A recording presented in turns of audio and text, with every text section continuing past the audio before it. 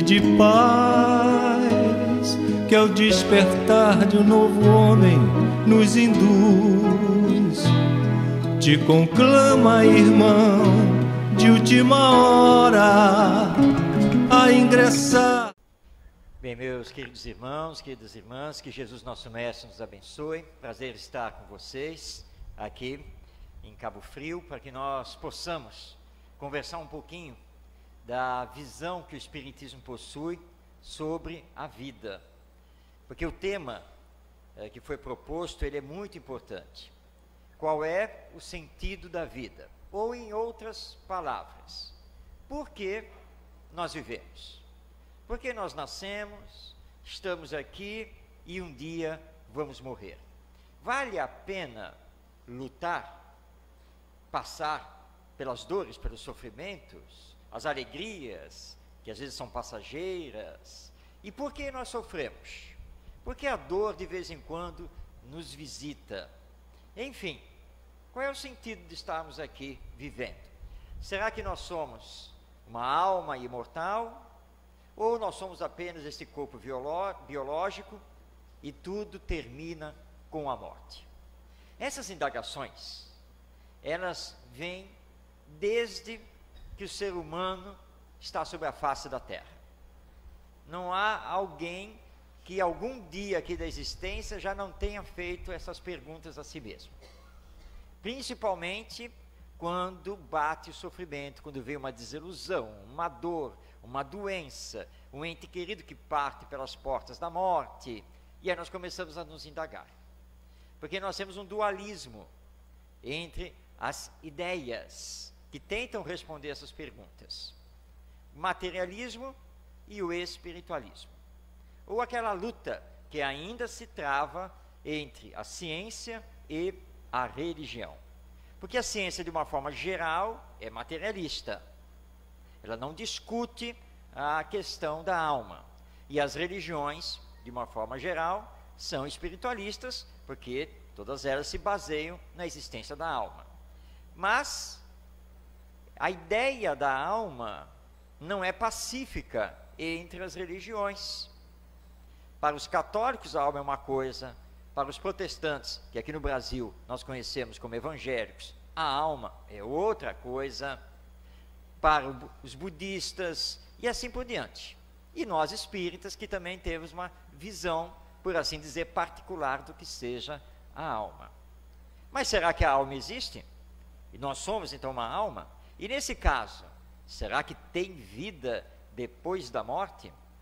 Será que Deus existe ou não há necessidade de Deus existir para explicar a própria vida, o universo? Essas perguntas são muito importantes para que nós possamos fazer um encontro conosco mesmo. Ou seja, quem eu sou? O que eu estou fazendo aqui? Por que eu estou aqui? Para onde eu vou? Se é que eu vou para algum lugar depois da morte? Então, o Espiritismo, quando surgiu, a partir de 18 de abril de 1857, com o lançamento de O Livro dos Espíritos, veio trazer respostas. Agora, respostas lógicas, racionais, com base na observação dos fatos e na pesquisa sobre a realidade do mundo espiritual. Por isso, Allan Kardec sempre afirmou que o Espiritismo é ciência. É ciência de observação, quando justamente está olhando os fenômenos e procurando as respostas, e é uma ciência de pesquisa, quando através da mediunidade vai atrás, então, das causas, para explicar os fenômenos e explicar a própria vida. Mas vamos no passo a passo, vamos com calma, para entender a visão espírita sobre a vida, porque muitas pessoas estão desesperançadas, estão depressivas, as pessoas estão sem ideais superiores, não estão vendo lá na frente saída para os seus problemas, e começam então até a pensar a desistir de continuar a viver, chegando ao suicídio. Mas aí então vem o Espiritismo para dizer: calma, calma, as coisas não podem acontecer por acaso. Mas alguém aí então vai levantar a bandeira do grande físico britânico Stephen Hawking, recentemente desencarnado, e que dizia que para nós termos uma explicação sobre o universo e sobre a vida, não há necessidade da existência de Deus. Ele afirmava isso, que bastavam as pesquisas e teorias científicas. E ele se satisfazia dizendo que o universo não surgiu por causa de Deus. O universo surgiu por causa do fenômeno do Big Bang, com a partícula elementar que vai se expandir, as energias que vão se concentrar, depois da grande explosão, que é a tradução literal de Big Bang, e aí vamos ter o universo. Mas ele nunca explicou de onde veio essa partícula elementar. Porque precisa ter um princípio. E a partícula elementar é um elemento material. Elemento material tem que ter um princípio. É Deus. Mas como nós espíritas podemos provar que Deus existe? Na verdade, como Kardec raciocinava, nós não precisamos provar. É a ciência que tem que provar que ele não existe. Mas a ciência não prova. E é fato que nós sempre tivemos a ideia, a intuição da existência desse ser supremo, que não importa o nome que vamos dar a ele. Os muçulmanos chamam de Alá, outros chamam de Senhor, nós chamamos de Deus, não importa o nome. Agora, como nós o entendemos? E aí é que entra o Espiritismo. Deus é a causa primária de todas as coisas e é a inteligência suprema do universo. Ele se explica por si mesmo, porque é o ser incriado que dá origem a tudo e que não tem termos de comparação com nada que conhecemos aqui na nossa humanidade terrena. Ele não pode ser comparado a nós. Ele não é um ser humano. Ele é o criador de tudo. Quando colocamos a existência de Deus na visão do Espiritismo, trazemos para nós uma fé raciocinada. Não estamos aceitando Deus por aceitar. Tanto que depois, na sequência, nós vamos estudar os atributos de Deus. Bem, se ele então existe e é o criador de tudo, é a inteligência suprema, ele precisa ter alguns atributos que só ele poderia ter. Que atributos são esses? Bom, ele é todo poderoso e não pode ser diferente, já que ele é o criador de tudo. Ele tem que ter todo o poder, mas tem que ser também soberanamente justo e bom, porque ele não pode ter as falhas morais que nós temos. E assim nós vamos elencando os atributos de um ser supremo. E como ele é perfeito, porque tem que ser perfeito, obviamente que a sua lei que rege todo o universo tem que ser uma lei perfeita, não pode ser diferente. Bem, se a lei divina é perfeita, isso quer dizer que tudo que acontece no universo, inclusive na nossa vida, tem que ter a sua razão de ser. O acaso não pode existir, porque se o acaso existir, ele não é Deus. E aí nós teríamos que começar a discutir tudo novamente e de repente tentar encontrar outro caminho. Mas o caminho mais lógico, mais racional para tudo explicar é Deus. Bem, então o acaso não existe, quer dizer que esse sofrimento, essa aflição toda que está acontecendo comigo, todas essas dores, todos esses problemas, Deus já previa isso? Ele mandou para mim, mas por que ele fez isso? Aí entra então a visão espírita. Não, Deus não faz isso. Ele não fica mandando as coisas para nós. Ele não olha para nós assim, bom, vou mandar uma dor para você agora para ver como é que você vai se sair. Ele não faz isso porque ele não é um ser humano.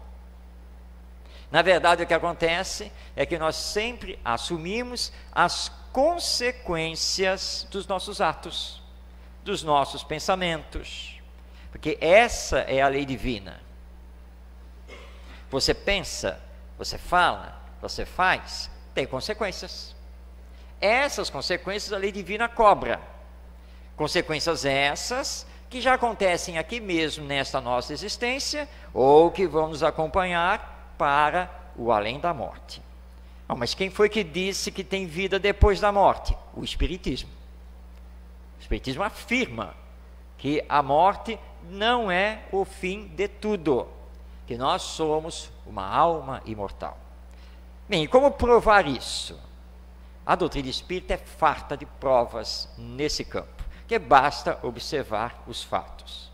Allan Kardec, na revista Espírita de julho de 1861, para quem não sabe, a revista Espírita foi uma revista mensal, criada por Allan Kardec, e que ele dirigiu por 12 anos lá na França.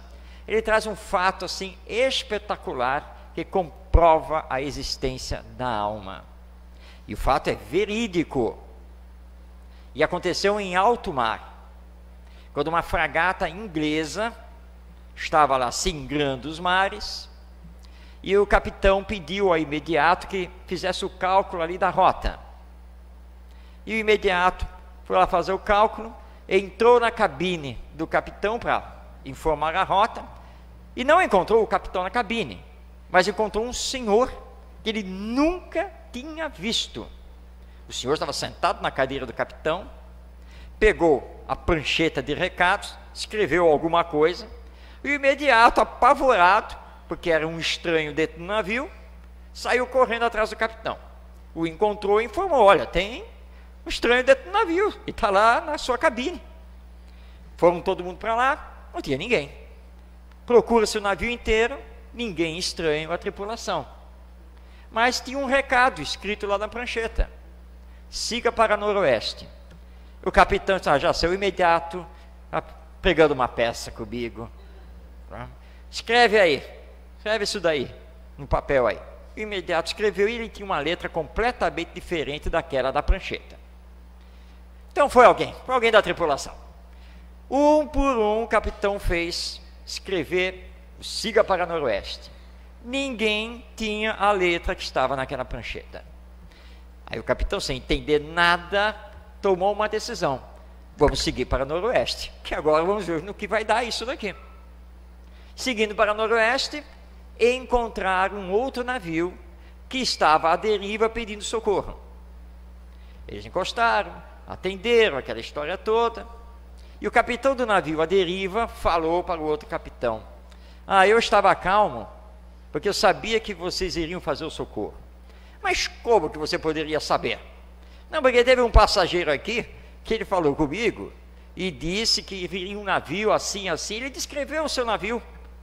Mas isso não é possível, cadê esse passageiro? Aí trouxeram o passageiro. Quando esse senhor chegou, o imediato deu um grito e disse: é esse homem, capitão, é esse que estava na sua cabine. Não, calma, agora já é demais, é impossível, ele é passageiro desse outro navio, não é nosso passageiro. Vem cá, meu senhor, como é que o senhor sabia que o meu navio ia chegar aqui para fazer o socorro? Porque eu estava aqui no conversa, e eu sentei assim, que o navio já estava à deriva, o capitão pedindo socorro pelo telégrafo, e eu dei uma cochilada, sabe? E me vi num outro navio, que por dentro é assim, assim, assim. Eu estava numa cabine e tal, e eu escrevi, pedindo o socorro e colocando a rota. Aí o capitão disse: espera um pouco, o senhor venha para o meu navio então, venha, vamos lá.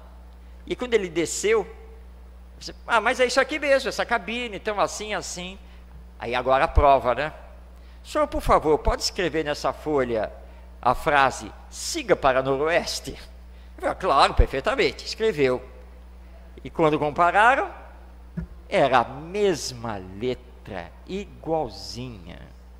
Claro que na época eles não souberam explicar o fenômeno, mas aí vem o Espiritismo. Esse fato só poderia ter acontecido com a emancipação da alma. O detalhe, ele cochilou.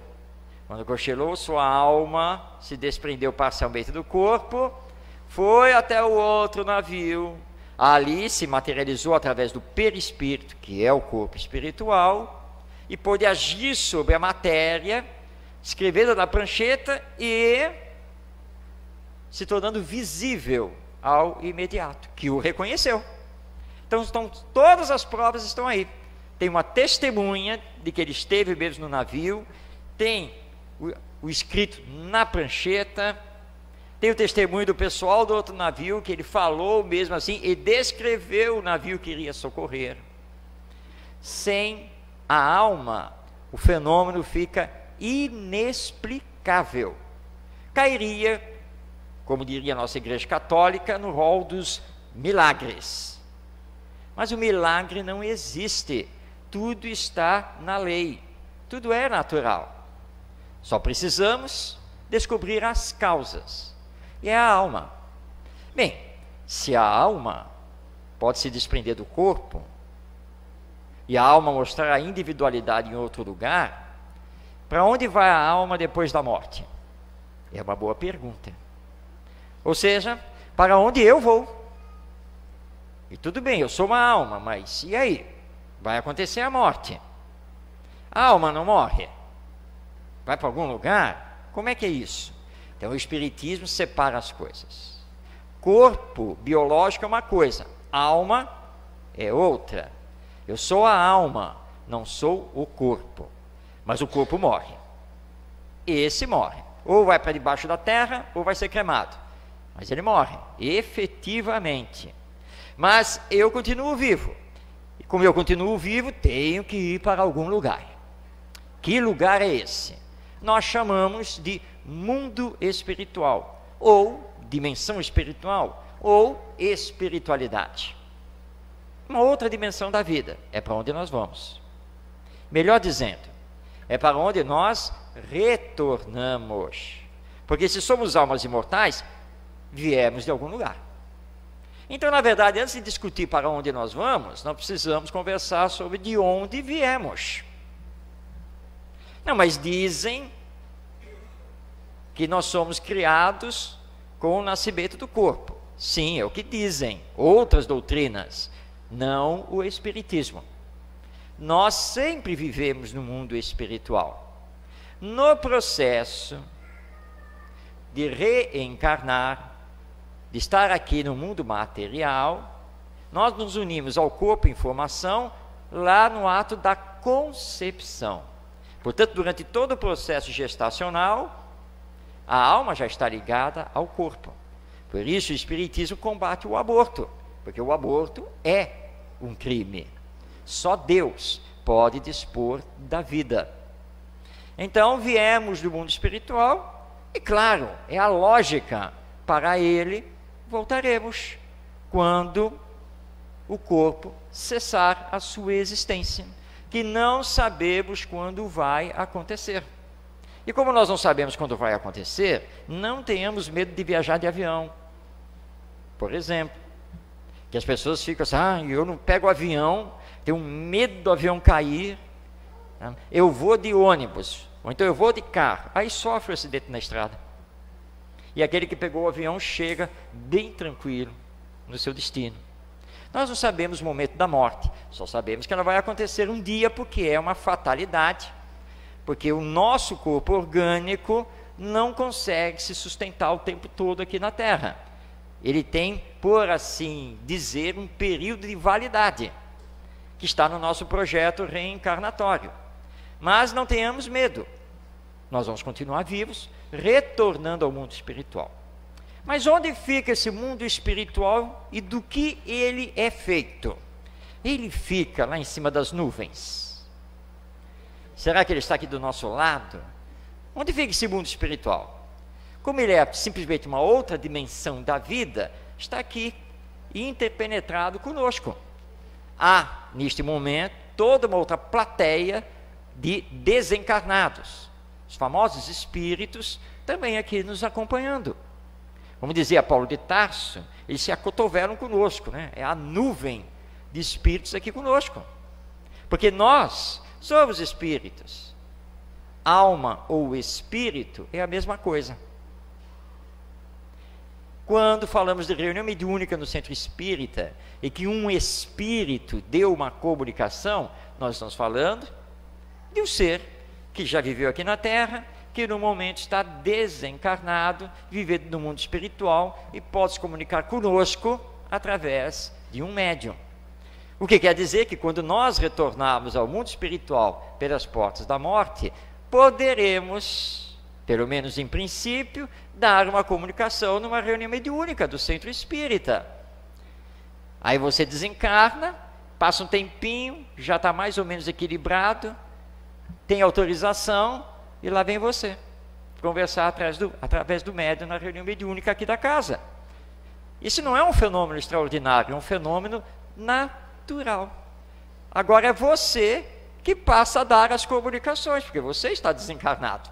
Antes você ouvia, você dialogava, estudava com as comunicações, agora é o contrário, agora é a sua parte. Bem, obviamente, se você estiver preparado para isso. Mas se não estiver, não tem problema, pode se apresentar, porque será orientado e consolado. Porque é o que nós fazemos também nas reuniões mediúnicas. E aí então alguém deve estar pensando, nossa, mas está tratando com tanta naturalidade isso, quero ver quando a morte chegar. Bom, aí é um problema entre eu e Deus.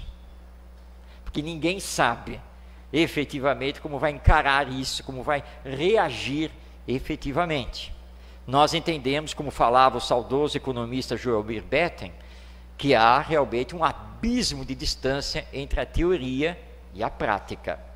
Mas nós temos que aproximar isso cada vez mais. Não apenas viver na teoria, mas também na prática.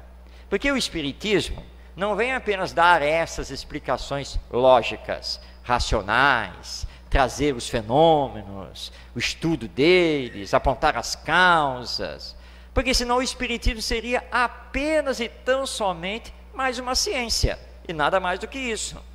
Mas o Espiritismo também é uma filosofia, ou seja, diante então dessa realidade, das consequências dessa realidade, o que vai mudar então nas nossas vidas? Porque agora eu tenho que me olhar e me entender como alma imortal.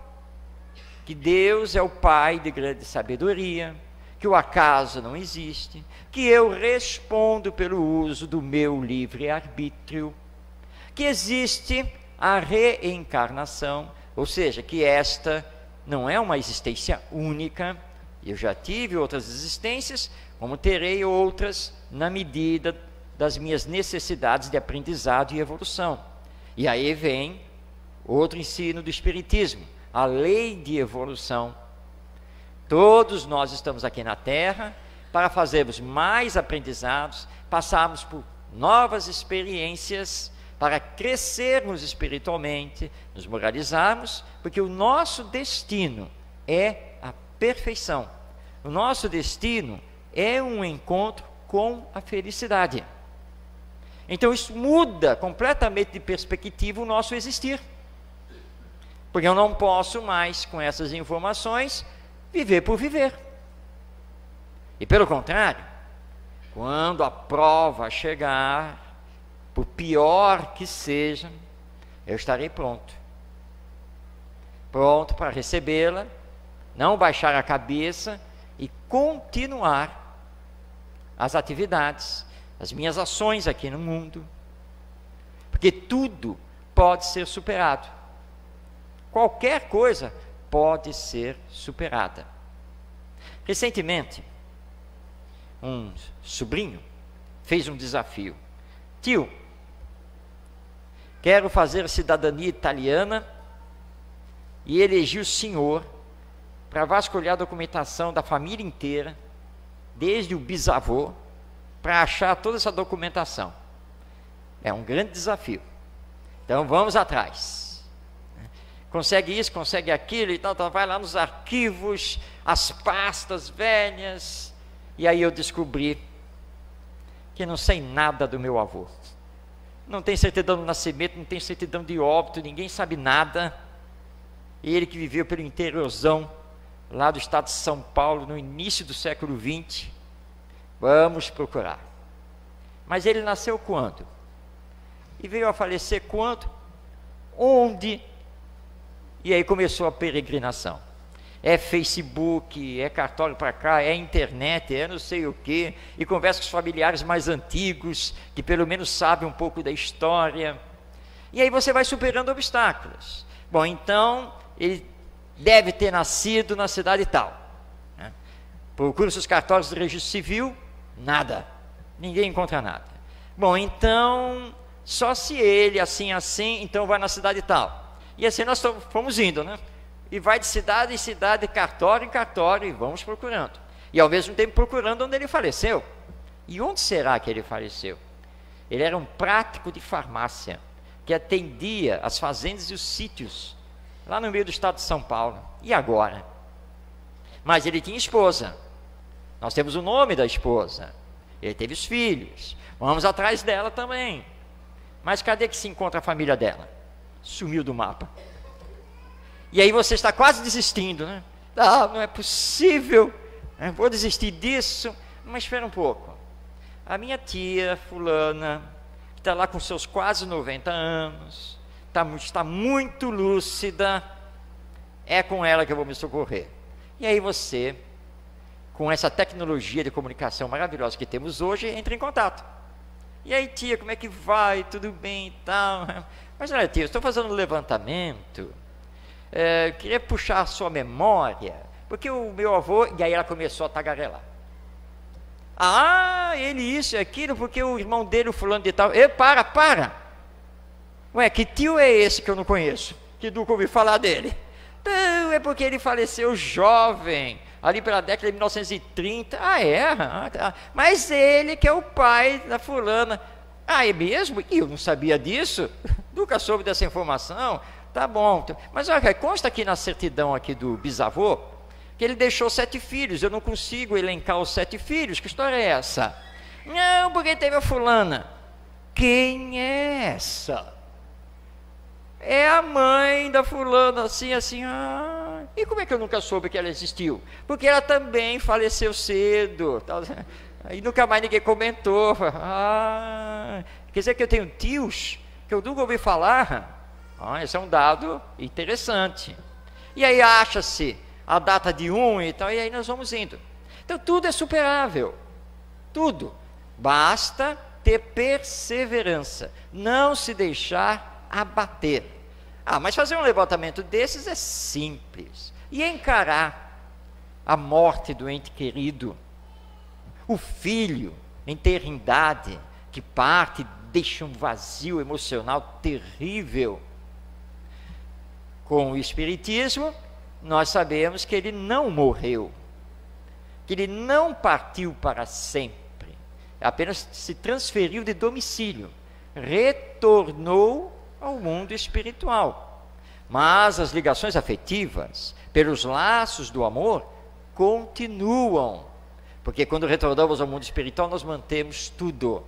Mantemos a nossa inteligência, os nossos conhecimentos, os nossos aprendizados, as nossas emoções, nossos sentimentos. Tudo é mantido, nada se perde. E, claro, os laços com aqueles que aqui ficaram. Então isso não nos traz apenas esclarecimento, vai nos trazer também consolo. A vida continua. E quando eu desencarnar, poderei me reencontrar com aquele que partiu. Mas aí eu tenho que ficar esperando? E se eu ainda tiver mais 40, 50 anos de vida pela frente? Calma. Não tem a emancipação da alma, a história lá do navio?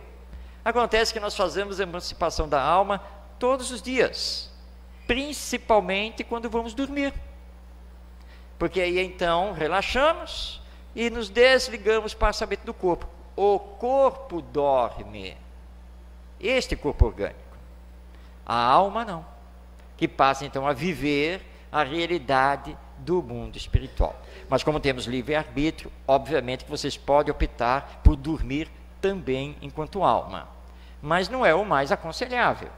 É aproveitar para novos ensinos, reencontros, porque tudo isso acontece diariamente. É a nossa realidade enquanto almas ou espíritos imortais, porque não somos o corpo. embora o corpo seja assim um reflexo daquilo que somos, dentro do planejamento reencarnatório. Então, por que desistir da vida? A vida tem um sentido muito amplo. Eu fui criado para chegar à perfeição e vou chegar, mas a caminhada é pelo esforço próprio.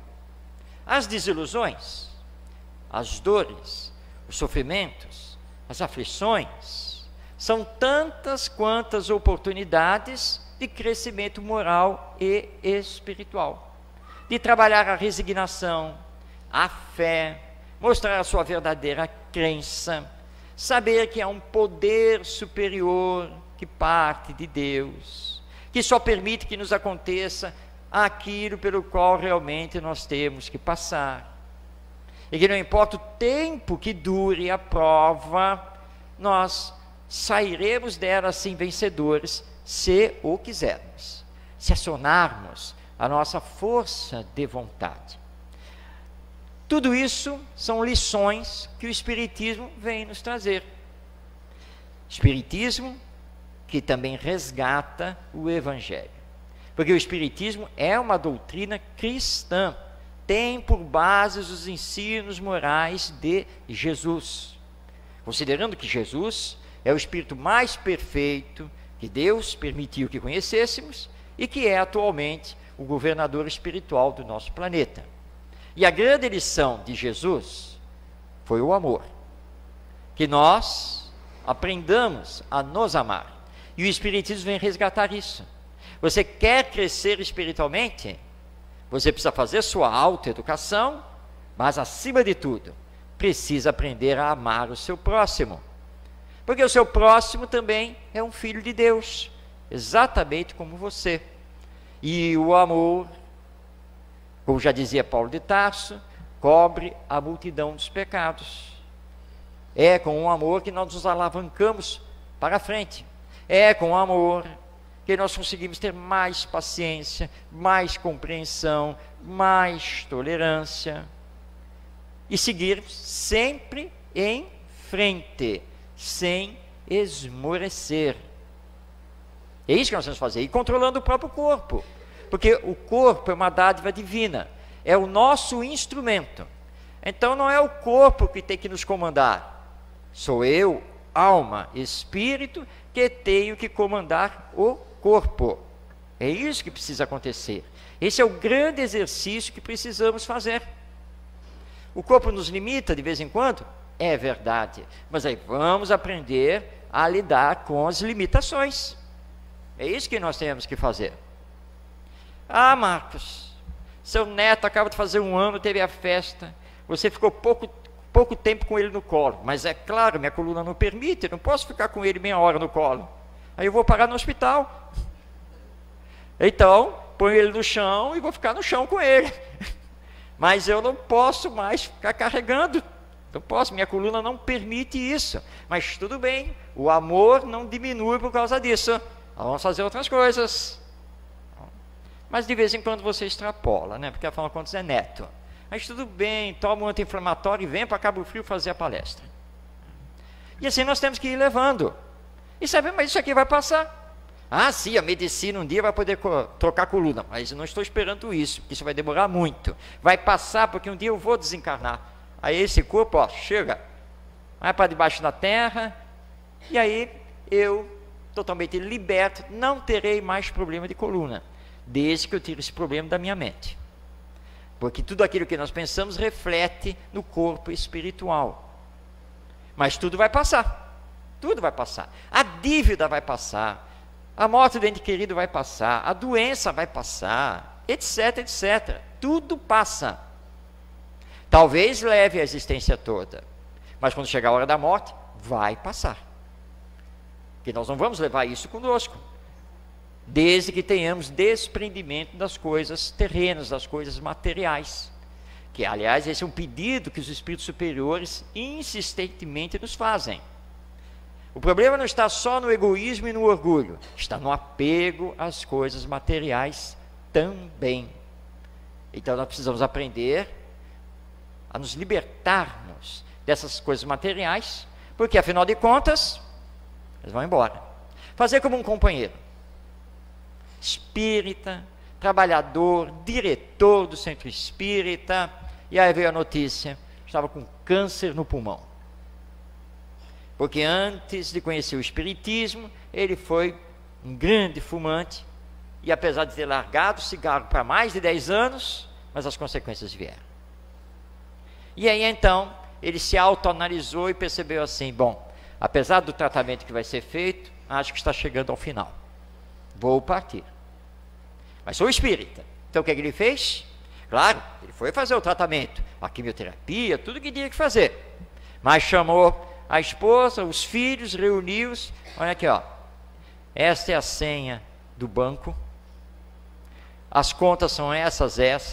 É assim, assim, assim. Isso aqui, olha, as roupas, pode doar tudo. Que isso, pai? Não, que pensar isso, não vai morrer assim, não.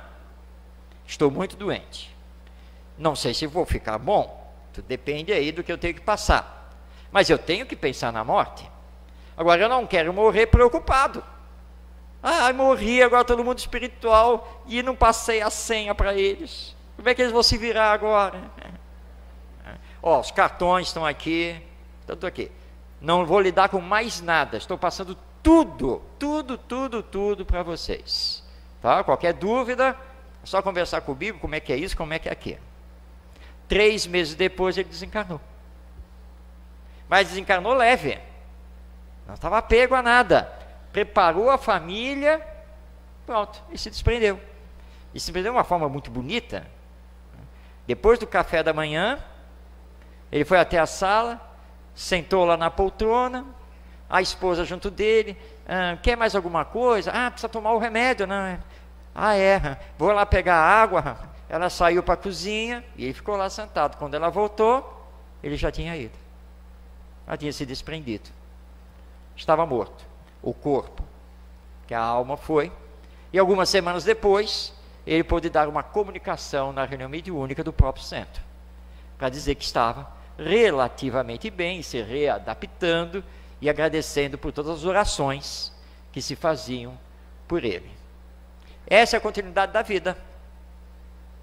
Ele não se abateu. Tudo bem, é uma doença terminal? A morte é uma fatalidade, mas eu sei que a vida continua. Então, se estamos passando por algum problema, um desafio muito grande, uma prova dolorosa, primeiramente confiar em Deus.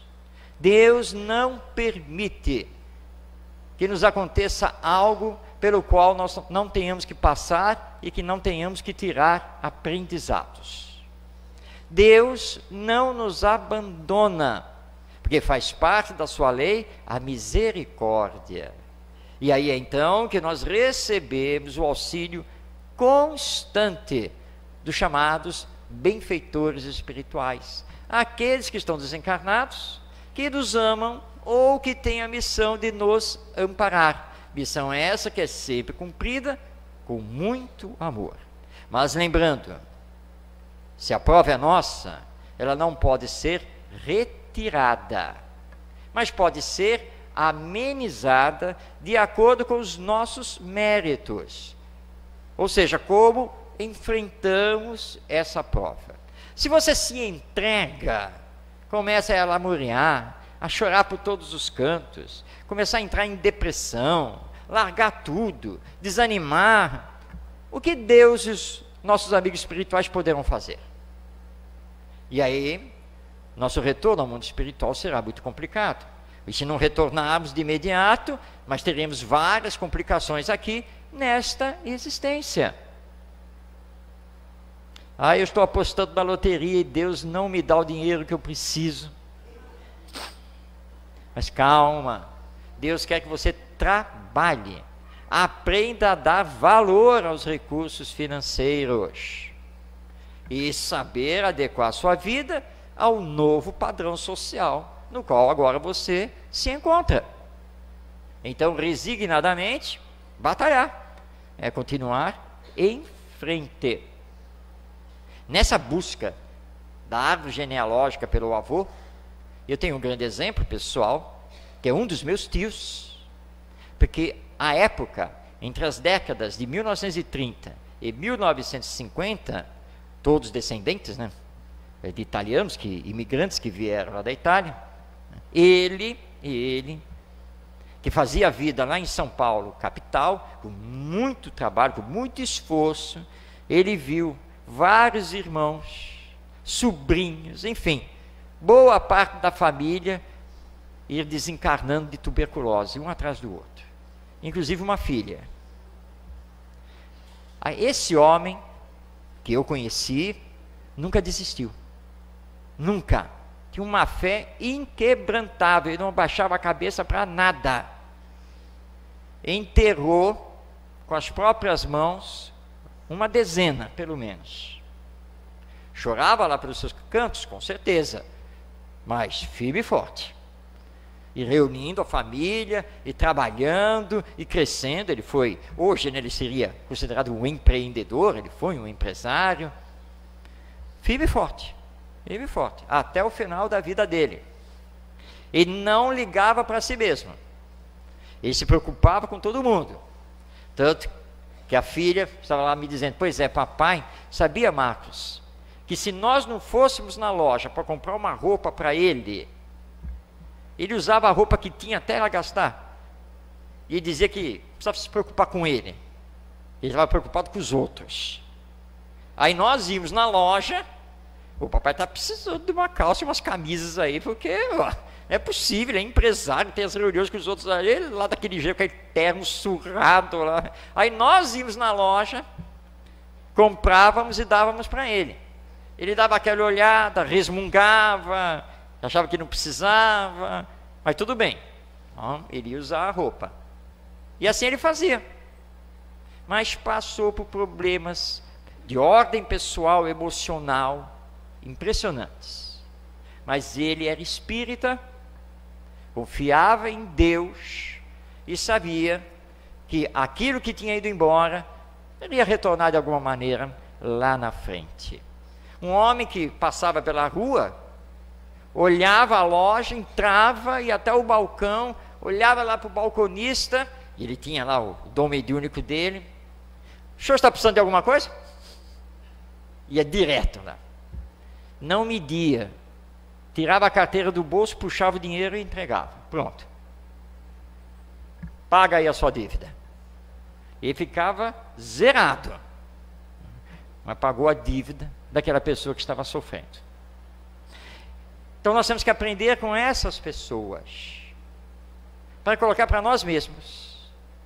Que fácil, é muito fácil desistir de viver, é muito fácil se isolar, é muito fácil criticar Deus, tudo isso é fácil, mas essas coisas não resolvem, complicam, e nós vamos ter que responder por isso depois. O que temos que fazer é enfrentar, mas enfrentar com equilíbrio, com resignação, com fé, construindo. É isso que nós temos que ir fazendo. E deixar então os acontecimentos chegarem e cada vez estarmos mais bem preparados para esse enfrentamento. Seguimos em frente. E aí quando chegar a hora da morte, o retorno à pátria espiritual, aí vamos estar mais serenos, mais tranquilos, porque sabemos que fizemos a nossa parte. E aqueles que são jovens, lembrem que vocês têm uma vida toda pela frente. Às vezes na juventude, com muita energia, muitos sonhos, nós queremos tudo para ontem, e aí as coisas não acontecem, e nós já estamos desistindo da vida, achando que tudo é muito difícil. Não é, tem que ter calma, porque se tivermos calma, a juventude vai passar, vai entrar a madureza, ou seja, nós vamos passar dos 30, e depois vai passar dos 40, e dos 50, e dos 60, dos 70, quem sabe vai chegar até os 90, com lucidez, e aí vai olhar lá para trás, nossa, quando eu tinha 19 anos eu quis me matar, ai se eu tivesse feito isso, verdade. Olha aí, tudo que ia perder, todos os sonhos, todos os ideais, todas as conquistas, todos os aprendizados, construção de família, etc, etc. Então tem que ter calma, calma. E muito cuidado com as paixões e os vícios, porque esses só nos degradam, nada mais do que isso. Vamos fazer a opção de desenvolver as virtudes, ou seja, sermos mais bondosos, mais caridosos, mais afetivos, mais pacientes, mais tolerantes, mais compreensivos, que é para colocar em prática o aprender a amar o próximo, porque esse é o grande aprendizado que temos que fazer e que Jesus veio exemplificar. Porque o meu próximo, não importa quem seja, nem como ele seja, é meu irmão, é minha irmã. E nós estamos aí na caminhada evolutiva. Sabe-se lá quantas vezes estivemos juntos no passado, quantas vezes estaremos juntos ainda no futuro. E como bem dizia o nosso querido Chico Xavier, o passado não tem como mudar. Não existe uma máquina para entrarmos nela e voltarmos ao passado para corrigir o que fizemos. O que foi feito, foi feito. O que nós temos que fazer hoje é saber arcar com as consequências, mas hoje construirmos o futuro melhor, que só depende de nós. Por isso Leon Denis, esse escritor e filósofo espírita, lá no final do livro O Problema do Ser, do Destino e da Dor, que é uma obra gigantesca, profunda, maravilhosa, que recomendamos que seja feita a leitura, ele vem dizer então das 3 grandes ferramentas, os 3 grandes instrumentos que Deus dá para nós, para acionarmos, para chegarmos mais rapidamente à perfeição. Primeiro, querer. Eu quero ser melhor. Eu quero chegar mais rápido à perfeição. Eu quero aprender a amar meu próximo. Aí na sequência, a segunda ferramenta, saber. Que às vezes você quer, mas não sabe muito bem como. E aí então, estudar. Mergulhar na doutrina espírita. Para saber, para direcionar o querer, que é a força de vontade. E aí então vem a terceira e grande ferramenta, amar. Porque não adianta apenas querer e saber. Tem que amar, ou seja, tem que colocar sentimento na sua vida, nos seus relacionamentos interpessoais, e inclusive nos relacionamentos digitais via internet, porque aqueles que nos acompanham pelas redes sociais também são seres humanos, muitas vezes carentes, que precisam de uma palavra amiga, de uma orientação, e aquilo que você publica influencia. Então nós temos que tomar cuidado com isso. E embora nós possamos apagar tudo, mas pelo lado espiritual nada é apagado. E nós vamos ter que encarar aquilo que fizemos com essa tecnologia de informação. Como antigamente nós temos que encarar aquilo que fazíamos através do telefone. Até hoje nós encontramos pessoas que têm a capacidade de desperdiçar metade do seu dia fofocando a vida alheia, falando abobrinhas, coisas que não levam a nada. Depois nós vamos nos queixar. Mas é que nós ofendemos o tempo, e ao ofender o tempo nós estamos ofendendo a lei divina. Aí temos que responder por isso, porque nós não estamos aqui de férias. O planeta Terra não é uma colônia de férias, que tanto faz como tanto fez o que eu faço no meu dia a dia. Isso vai ser cobrado, porque nós temos uma missão aqui na Terra, que é a missão de sermos melhores, para melhorarmos a própria sociedade. Aí, na medida que nos deixamos levar pelas coisas da matéria, pelas paixões, pelos vícios morais, nós estamos perdendo a oportunidade. E quem perde a oportunidade, não adianta se queixar depois. Você não fez o que deveria ter feito. Então, com o Espiritismo, nós compreendemos o real sentido da vida. Nós temos resposta às perguntas. Quem sou? Eu sou uma alma imortal, criada por Deus, destinada à perfeição. De onde eu venho? Eu venho do mundo espiritual, que é a verdadeira vida. Para onde eu vou com a morte? Vou retornar ao mundo espiritual, de onde eu vim. O que eu faço nesse mundo espiritual? dou continuidade ao meu progresso intelectual e moral. E depois, reencarno, retorno aqui à Terra, porque ainda tenho necessidade de novos aprendizados, novas experiências, até chegar o momento de não ter mais a necessidade de reencarnar aqui na humanidade terrena, porque o universo é habitado, os outros mundos são habitados, têm as suas humanidades, e nós vamos fazer parte delas, paulatinamente, até chegarmos à perfeição. Então, com isso, depressão, desânimo, desistência, jamais. É continuar. Como diz o ditado popular, que a esperança é a última virtude que morre, porque na verdade ela não morre nunca, ela faz parte. Então é simplesmente seguir em frente.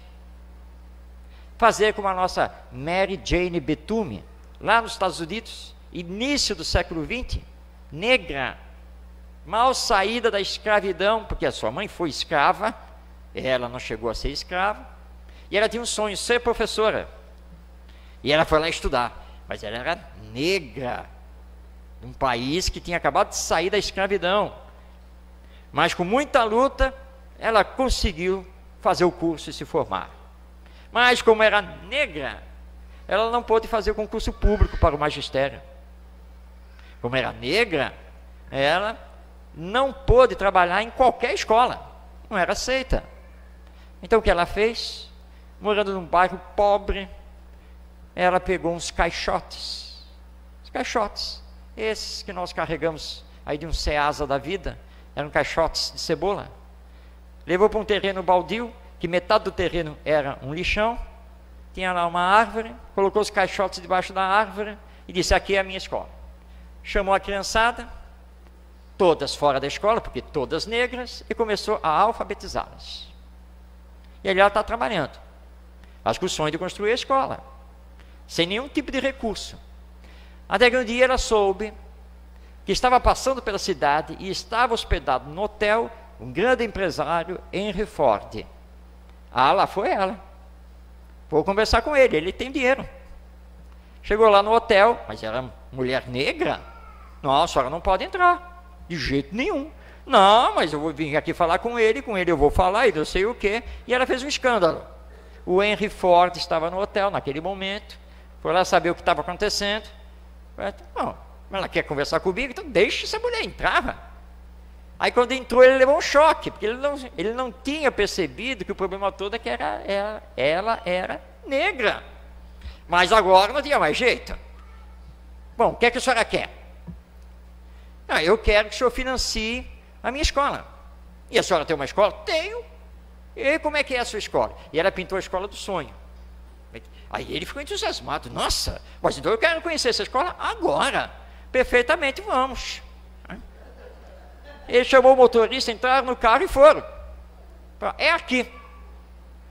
Ele sai do carro, olha. E minha senhora, tem algum engano aqui? A única coisa que eu estou vendo é um terreno com uma árvore no meio e um lixão. Cadê a escola? Ah, a escola está aqui e aqui. Está na minha mente e no meu coração. E a senhora quer o que de mim? Ué, que o senhor seja o grande financiador. Olha, gostei da senhora. Realmente nunca tinha visto uma pessoa assim, com um ideal tão grande. Perfeitamente, eu vou fazer o cheque agora e vamos construir essa escola. Ele financiou, a escola foi construída naquele terreno, ela passou a ser a diretora, a professora da escola, não se contentou, queria crescer mais e mais e mais e mais, e envolveu o presidente da República e criou o que hoje está espalhado pelo mundo todo, que é a Universidade Mackenzie, que é referência mundial. Foi ela, uma mulher negra, filha de escrava, de um país extremamente discriminatório, preconceituoso. Ela enfrentou tudo e fez. E viveu muito tempo à frente, lá dos colégios, das faculdades, tudo. Mulher que foi para Washington e se reuniu com o presidente da República na Casa Branca e fez dele conselheiro da universidade. Ela tinha tudo para desistir, não tinha? Tinha tudo, mas não desistiu. Porque nós, que temos alguma coisa a mais, vamos desistir. Então, confiemos em Deus. Sigamos em frente. E com o Espiritismo, vamos sim combater o aborto, a eutanásia, a pena de morte, o suicídio, porque tudo isso é contrário à lei divina, que só nos pede viver. Viver com alegria, viver com fé, para construirmos esta humanidade melhor, que só depende de nós. Então queremos ter mais paz, queremos encontrar mais felicidade, menos violência, queremos mais justiça social. Não fiquemos esperando isso dos outros. Temos que fazer a nossa parte, porque se fizermos hoje o que temos que fazer, o nosso amanhã, mesmo que seja apenas e tão somente numa próxima encarnação, com certeza será muito melhor. Pensemos sobre tudo isso, porque esta é a mensagem de vida do Espiritismo.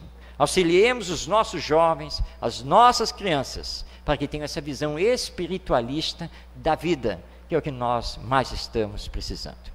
Era esta mensagem que tínhamos a trazer a vocês hoje, agradecendo por esta oportunidade, que possamos ter aí os nossos reencontros. Ao final, está montada lá na saída do salão, a bancada lá com os livros, que são de minha autoria, né, que estão ali para vocês adquirirem, conhecerem, ganharem o autógrafo, e com a venda dos livros, todo mundo aqui se transformar em patrocinador, financiador do Instituto Brasileiro de Educação Moral, o IBEM, que é uma organização não governamental que fundamos há 20 anos e que vem trabalhando por uma educação transformadora, uma escola inovadora, uma humanização do ensino. E a venda dos livros financia, pelo menos em parte, ali a manutenção do nosso instituto. Muito obrigado por tudo, por esta oportunidade.